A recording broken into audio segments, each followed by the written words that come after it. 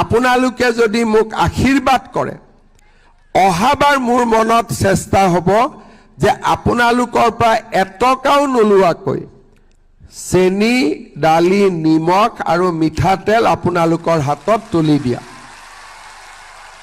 ভাল হ'বনে বেয়া হ'ব সঁচাই ভাল হ'ব তাৰ লগতে ফটক কৰি নহয় লাহেকৈ নহলে কোনবাই ক'ব মামা কৈছিলে কৰা নাই অলপ পিছলৈকে মই আপোনালোকক আধা কেজি চাহপাতো তুলি দিব খোজো জনহিতে সরকারি অনুদান প্রদানে নতুন ইতিহাস গড়লেন আসামের মুখ্যমন্ত্রী ডক্টর হিমন্ত বিশ্ব শর্মা।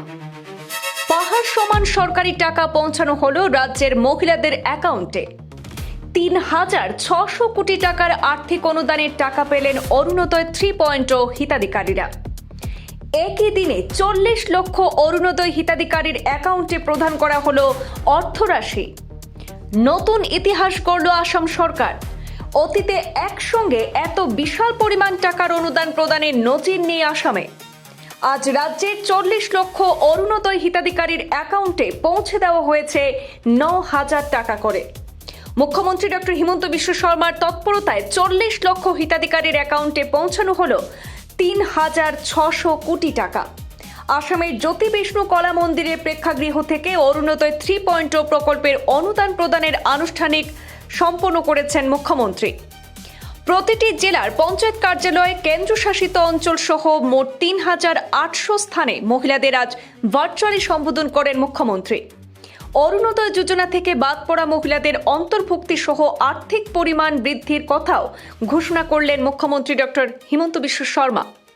অরুণোদয় শুধু একটি প্রকল্পই নয়, রাজ্যের লক্ষ লক্ষ পরিবারের ভরসা বলে উল্লেখ করেন হিমন্ত বিশ্ব শর্মা। আসামের ইতিহাসে একদিনে এত বিশাল পরিমাণ সরকারি অনুদানের অর্থরাশি প্রদানের নজির নেই বললেন উচ্ছ্বসিত মুখ্যমন্ত্রী। অরুণোদয় দিছো ৪০ লাখ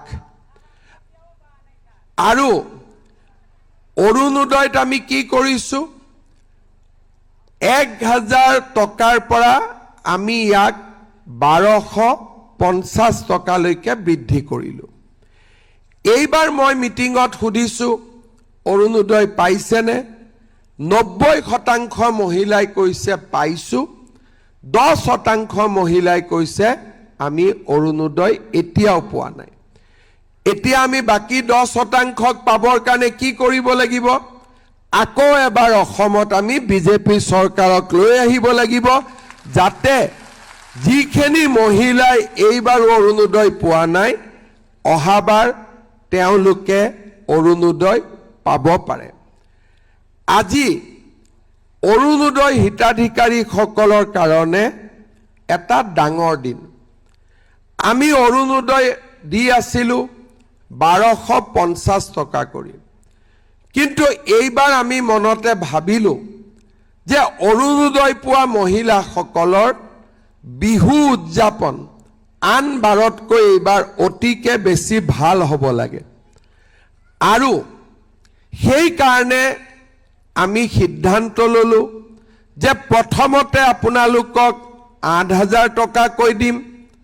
তাৰ পিছত আমি ঠিক কৰিলোঁ যে ৮,০০০ নহয় আমি ৯,০০০ টকাকৈ আপোনালোকক দিম।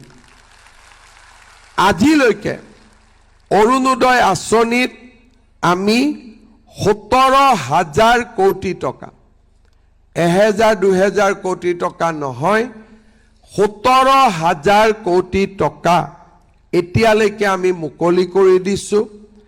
আৰু আজিৰ দিনটোত আমি অলপ সময় পিছত ১০ মিনিট সময় পিছত ১৫ মিনিট সময় পিছত ৩,৬০০ কোটি টকা একেলগে আমি মুকলি কৰি দিম। সকলোৱে নিজৰ নিজৰ বেংক একাউণ্টত এই টকা ১০-১৫ মিনিটৰ ভিতৰতে মিটিঙত বহি থাকোঁতে আমাৰ একাউণ্টত সোমাই যাব। এতিয়া আমাৰ আগলৈকে লক্ষ্য কি আমি চাইছোঁ যে এটা পৰিয়ালক আমি কি কি সহায় কৰিলে পৰিয়ালটো দৰিদ্ৰতাৰ পৰা আঁতৰি আহিব পাৰে। প্ৰথম ঘৰখন চলিবৰ বাবে আমাৰ অন্ন লাগিব, অৰ্থাৎ আমাক খাদ্য লাগিব। অন্ন মানে আমি কি বুজো? সাধাৰণ অৰ্থত দালি, চেনি, নিমখ, তেল, চাউল। এতিয়ালৈকে আমি কি দি আছো? আপোনালোকক মোদী ডাঙৰীয়াই চাউল বিনামূলীয়াকৈ দি আছে, আৰু আমি আপোনালোকক 100 টকাত 1 কেজি দালি, 1 কেজি চেনি আৰু 1 কেজি নিমখ দি আছো। মোৰ মনটো ইয়াত সন্তুষ্ট হোৱা নাই, মই আৰু কিবা কৰিব খোজো। সেইকাৰণে ভগৱানে আৰু বিশেষকৈ আপোনালোকে যদি মোক আশীৰ্বাদ কৰে, অহাবাৰ মোৰ মনত চেষ্টা হ'ব যে আপোনালোকৰ পৰা এটকাও নোলোৱাকৈ চেনি, দালি, নিমখ আৰু মিঠাতেল আপোনালোকৰ হাতত তুলি দিয়া। ভাল হ'বনে বেয়া হ'ব? সঁচাই ভাল হ'ব? তাৰ লগতে ফটক কৰি নহয়, লাহেকৈ, নহ'লে কোনোবাই ক'ব মামা কৈছিলে কৰা নাই, অলপ পিছলৈকে মই আপোনালোকক আধা কেজি চাহপাতো তুলি দিব খোজো। কিন্তু অলপ পিছলৈকে, সোনকালে নহয়। কাৰণ মই কাৰোবাৰ ঘৰত গ'লে চাহ খাব লাগিব নহয়, হয় নে নহয়? ইয়াৰ পিছত